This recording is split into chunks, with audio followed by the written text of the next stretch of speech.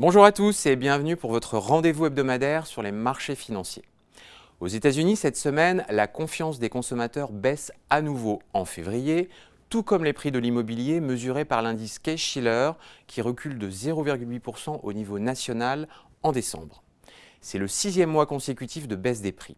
Ceci va de pair avec la baisse observée dans l'octroi de crédits immobiliers.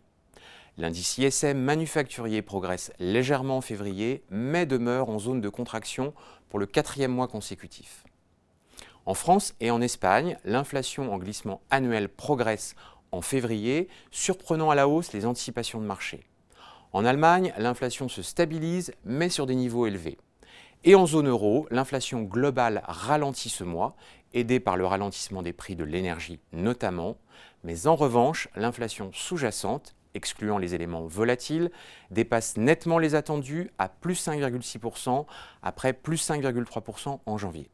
Cette hausse surprise s'explique notamment, comme pour le chiffre français, par la hausse des prix des services portée par les hausses de salaire. Du côté des banques centrales, des déclarations de membres de la BCE qui alimentent la poursuite de la tension obligataire, à l'image de Philip Lane qui déclare que les taux pourraient rester en territoire restrictif pendant un bon nombre de trimestres. Les minutes de la BCE indiquent d'ailleurs que les membres jugent que la contribution de la politique monétaire à la désinflation a été limitée jusqu'à présent. Le taux terminal de la BCE mesuré par les contrats à terme est désormais anticipé à 4% en février 2024, ce qui représente une hausse supplémentaire de 150 points de base. En Chine, les données officielles montrent que l'activité manufacturière a fortement progressé en février, selon l'indice PMI.